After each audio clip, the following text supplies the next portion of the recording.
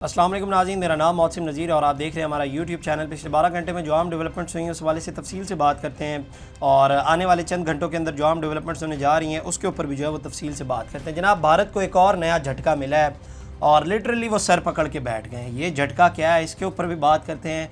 और Donald Trump की एक और स्टेटमेंट आई है जिसके बाद बीजेपी और मोदी जो है वो परेशान हो गए हैं और उन्हें अब समझ नहीं आ रही कि अब क्या किया जाए। खैर, इसके ऊपर भी तफसील से बात करते हैं। डोनाल्ड ट्रंप की स्टेटमेंट क्या है ये भी आपको बताता हूँ और इसके साथ साथ जो भारतीय प्रोपेगेंडा है वो जनाब बड़ी बुरी तरह जो है वो बेनकाब हो रहा है। पहलगाम वाक़ये से लेकर अब तक जितने प्रोपेगेंडे इन्होंने किए हैं उन सब में इनको जो है वो मुँह की खानी पड़ी और सिर्फ पाकिस्तान में इनके प्रोपेगेंडे बेनकाब तो किए जा रहे हैं, साथ ही साथ इंटरनेशनली भी इनकी बड़ी बेइज्जती हो रही है, इनकी तजलील हो रही है। एक और इनका झूठा प्रोपेगेंडा जो है वो बेनकाब हुआ है। जो पाकिस्तान का त्यारा इन्होंने एक खबर चलाई थी कि वो गिराया गया है, उसके ऊपर बात करते हैं। उसके ऊपर एक बड़ी इंटरेस्टिंग खबर आई है, वो भी आपके सामने रखते हैं। लेकिन सबसे पहले जनाब आगाज़ कर लेते हैं पाकिस्तान में जनाब ऑपरेशन बुनियान मरसूस की कामयाबी और भारत के ख़िलाफ़ अजीम फ़तह के एतराफ़ में मुल्क भर में आज जनाब जो है वो यौम तशक्कुर मनाया जा रहा है। और यौम तशक्कुर के मौके पर वफाकी दारुल हुकूमत में 31 जबकि सूबाई दारुल हुकूमत में 21 तोपों की जो है वो सलामी दी गई है। वफाकी दारुल हुकूमत के साथ तमाम सूबाई दारुल हुकूमतों बशमूल जम्मू कश्मीर और गिलगित बल्दिस्तान में भी तोपों की सलामी दी गई है। मुल्क भर में फजर की नमाज के बाद कुरान खानी की जा रही है, जबकि मुल्क कौम और पाक फ़ौज की सलामती के लिए खुसूसन दुआएँ भी जो हैं वो की जा रही हैं। दूसरी जानिब कराची में मज़ार कायद और लाहौर में इलामा इकबाल के मज़ार पर गार्ड्स की तब्दीली की पुरवकार तकरीब भी मुनक्किद की गई है। खुशी का मौका है, शुक्र अदा किया जा रहा है। ज़ाहिर बात है एक कामयाब फ़तह हमें भारत के ख़िलाफ़ मिली थी, लेकिन दूसरी साइड जिनसे हमें ये फ़तह मिली है वहाँ पर खुशियाँ नहीं चल रही। वो लोग सर पकड़ के बैठे हुए और उन्हें अब समझ नहीं आ रही कि अब क्या किया जाए। ज़ाहिर बात है जितना उन्होंने लोगों को बेवकूफ़ बनाया है, जितना झूठ बोला है उनके मीडिया ने, जितना वहाँ की ज़ाहिर बात है सरकार ने झूठ बोले हैं, वो सारे अब बेनकाब होते जा रहे हैं। मैं थोड़ी देर में आपके सामने रखता हूँ, लेकिन इससे पहले छोटी छोटी दो खबरें वो आपके सामने रख देता हूँ। एक तो जनाब सीज़ फायर के हवाले से ये खबर आई है कि 18 मई तक उसमें इजाफा हो गया है और DGMOs का आपस में रब्ता हुआ है और ये तीसरा रब्ता हुआ है।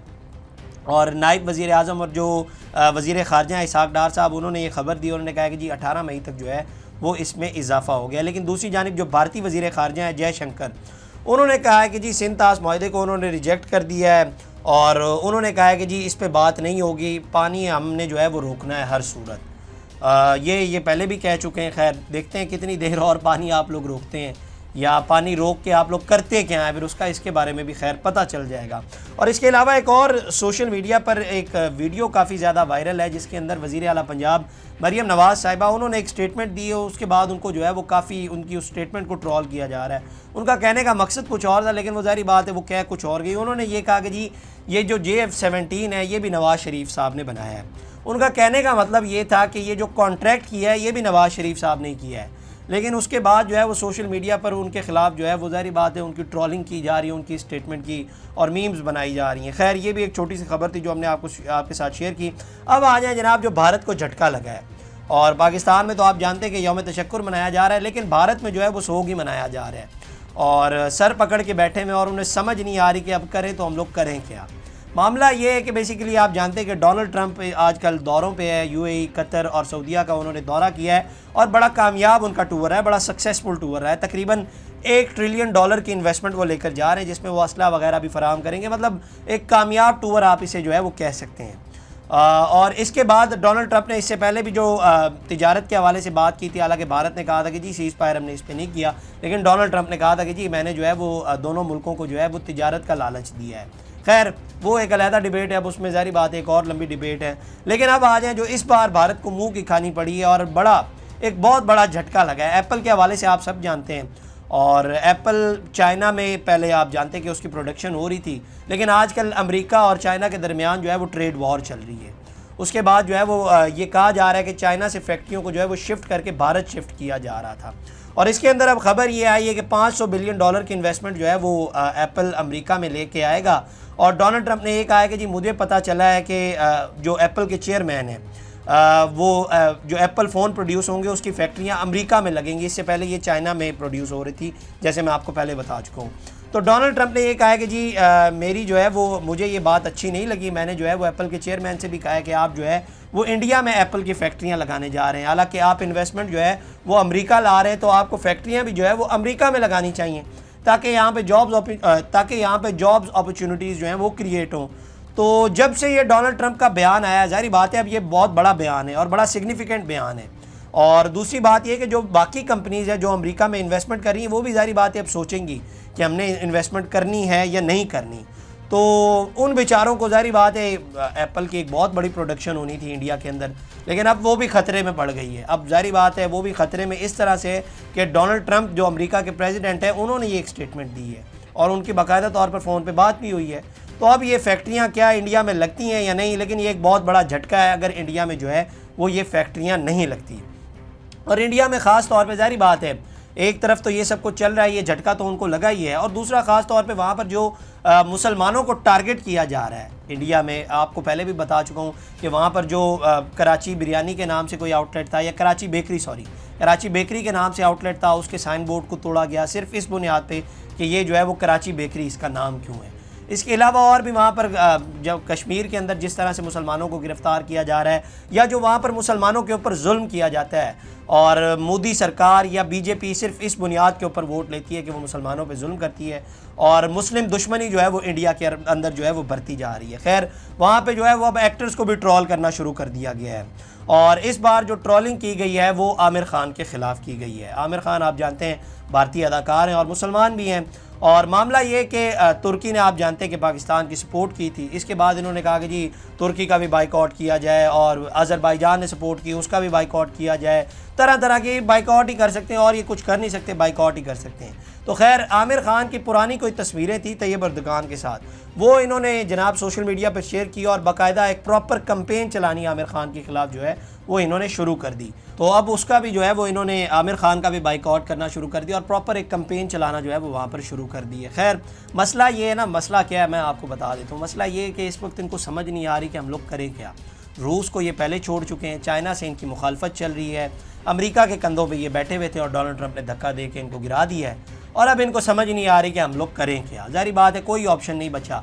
इनकी मीडिया ने बड़ी कोशिश की, बहुत ज़्यादा कोशिश की कि किसी तरीके से जो है वो ये ऑपरेशन सिंदूर हम लोग जो है वो कामयाब बना के दिखा दें, हमारे लोगों को वहाँ पर जो भारतीय लोग हैं उनको बेवकूफ़ बना ले, लेकिन नहीं बना सके।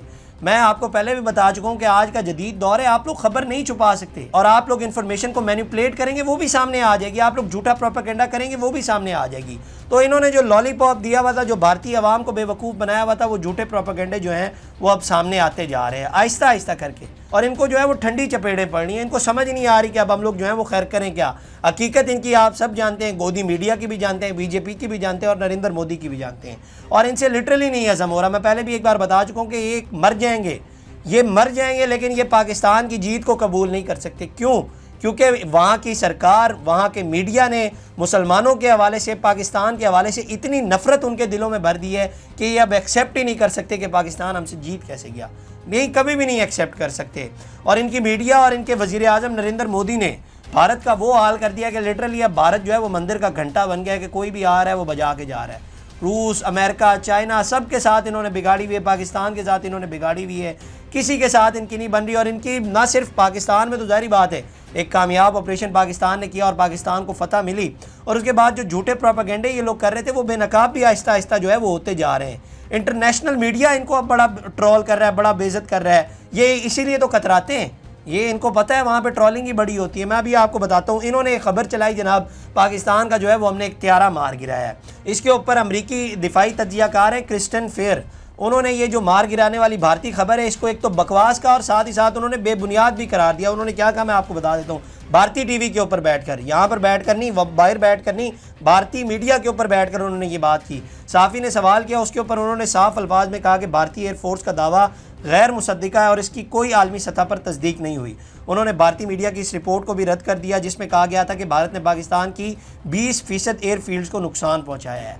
तो अब ये सिर्फ पाकिस्तान में बात नहीं हो रही, बाहर भी बातें होने लग गई हैं, और इनके जो प्रोपेगेंडे हैं ना वो बेनकाब होते जा रहे हैं। ये जो अर्नब गोस्वामी जैसे वहाँ पे बैठे हुए ना, या ये जो बख्शी जैसे बैठे हुए जो सिर्फ चीख सकते हैं और कुछ नहीं कर सकते, अब इनको समझ नहीं आ रही। जारी बात है पहलगाम का इन्होंने ड्रामा रचाया, उसके बाद इन्होंने पाकिस्तान के ऊपर इल्ज़ामात लगाए, उसके बाद से इन्होंने पाकिस्तान के ख़िलाफ़ प्रोपेगेंडा करना शुरू किया, और हर महाज पे पाकिस्तान को कामयाबी मिली। अल्लाह का शुक्र है, अल्लाह ताला ने पाकिस्तान को हर महाज के ऊपर जो है वो सुरखरू किया है।